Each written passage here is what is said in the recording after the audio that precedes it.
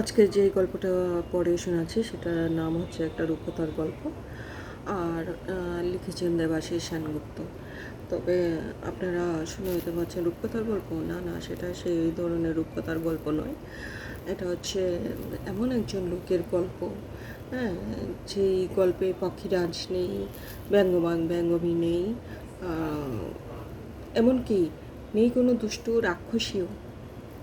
ভাবছেন তবে এ কেমন রূপকথা? আছে, এরা এটা রাজপুত্তর আছে, আছে অনেক লাল কমল, নীল কমল আর স্বপ্ন রাজ্য।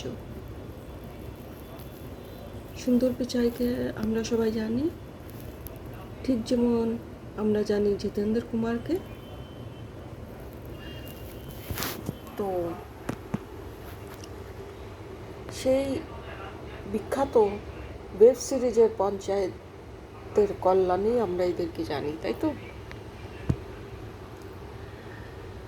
আর কিন্তু যদি বলি বিপিন ধানের নাম, তবে চিনতে পারবেন কি? এরা তিনজনেই আইআইটি খড়গপুর থেকে পাশ করা কৃতি ছাত্র। ভাবছেন প্রথম দুজন তো কৃতি, তা তো জানি, কিন্তু এই বিপিন ধানেকে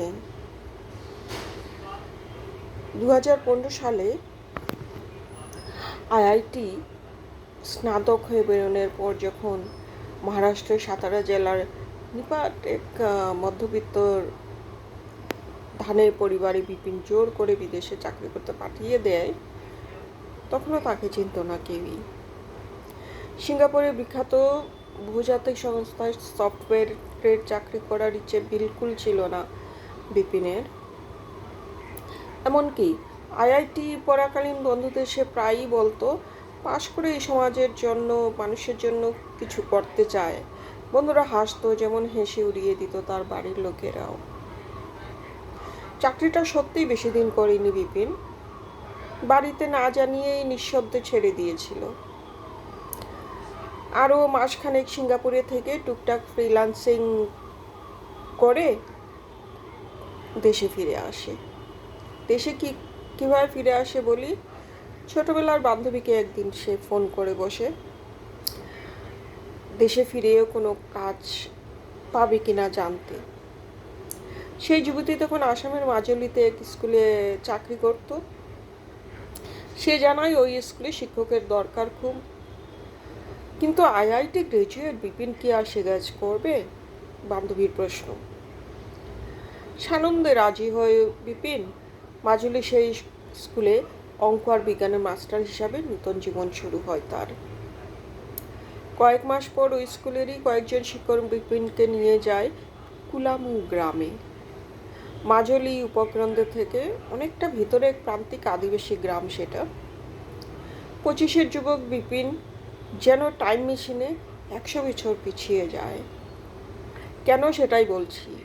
মাইলের পর মাইলে কাঁচা রাস্তা, স্কুল, স্বাস্থ্যকেন্দ্র, কোথাও কিছু নেই।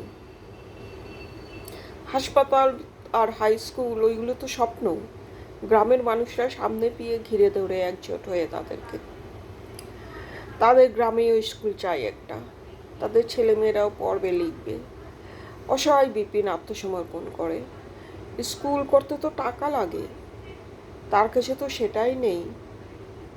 নাছোড় গ্রামবাসীরা দমে না, উল্টা বলে ওঠে, সব যদি আমরাই দিই, পড়াবে তোমরা বাচ্চাগুলোকে? স্বপ্ন দেখতে বরাবরই ভালোবাসে বিপিন, তা বলে বাস্তবকে অস্বীকার করবে কোনো স্পর্ধায়? সেই স্পর্ধা দেখালো ওই আদিবাসী মানুষগুলো। পয়সা নয় তো কি, পয়সা মানে নেই তো কি, সরি। কেউ দিল জমি, কেউ বাঁশ, কেউ খড়, তো কেউ সাধ্যমতো ইট। মাত্র 3 মাসে চালু হয়ে গেল তাদের স্বপ্নের হেমিংবার্ড স্কুল। আর বিপিন, ভাবছেন বিপিনের কি হলো? উৎসাহী সঙ্গী সাথীদের নিয়ে গ্রামের পর গ্রাম ঘুরে চলল তাদের ছাত্রছাত্রী খোঁজার পালা।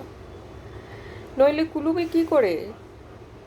2017 সালে জানুয়ারি মাসে 70 জন ছেলে মেয়ে নিয়ে চালু হওয়া হেমিংবার্ড স্কুলে বর্তমানে আশেপাশের 20-25টি গ্রামের ছেলে মেয়ে মিলিয়ে সংখ্যাটা 300 জনের মতো। প্রায় 80 জন থাকে অস্থায়ী হোস্টেলে। বিভিন্ন গ্রামবাসীদের বানিয়ে দেওয়া সেই স্কুল হেমিংবার্ড স্কুল। চমকের আরও বাকি কোনো ধরাবদ্ধ বোর্ডের পাঠ্যক্রমে পড়ানো হয় না হেমিংবার্ড স্কুলে। কিছুটা নেওয়া হয়েছে আসাম বোর্ডের সিলেবাস থেকে, সঙ্গে জুড়ে দেওয়া হয়েছে হোমি ভাবার আদর্শ শিক্ষা প্রণালী, আর রাখা হয়েছে আদিবাসী জীবনের শেখরের সাথে জড়িয়ে থাকা শিক্ষাক্রম। সেখানে যেমন বাঁশের কাজ, কৃষিকাজ, কুটির শিল্পের পাঠ আছে, তেমনই আছে প্রাকৃতিক দুর্যোগ প্রতিরোধ, তা থেকে বাঁচার উপায়। একদিকে যেমন আছে কম্পিউটার শিক্ষা,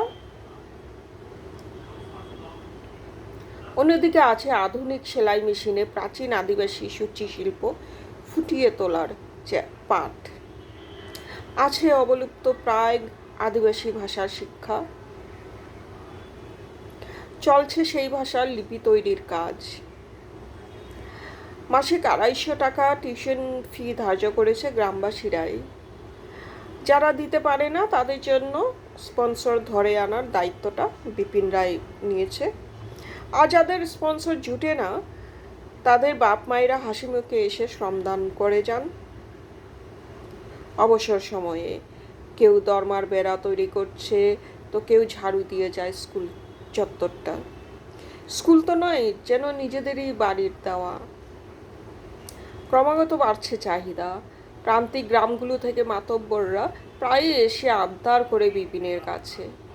তাদেরও অমন স্কুল চায়। একা বিপিন গুটি কয়েক সঙ্গে নিয়ে পারবে কি করে? অতএব তারা তৈরি করেছে অয়ং ফাউন্ডেশন।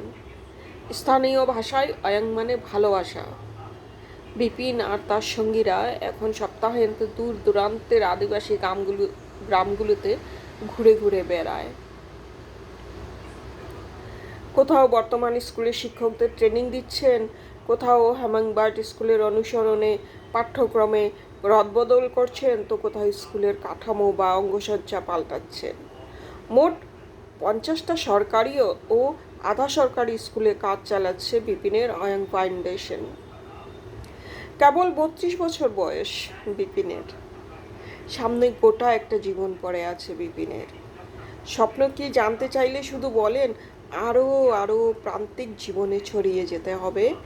অবহেলিত আদিবাসী গ্রাম অসংখ্য, যেখানে মানুষ শিক্ষার আলো চায়, সেই সব গ্রামে গ্রামে ছড়িয়ে যেতে হবে।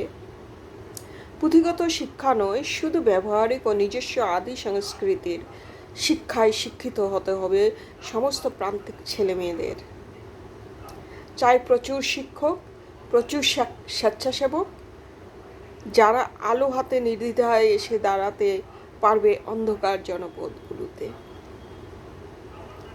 তো গল্প শুরুতেই বলেছিলাম এটা একটা রূপকথার গল্প। এরপরেও বলবেন এসব রূপকথা নয়।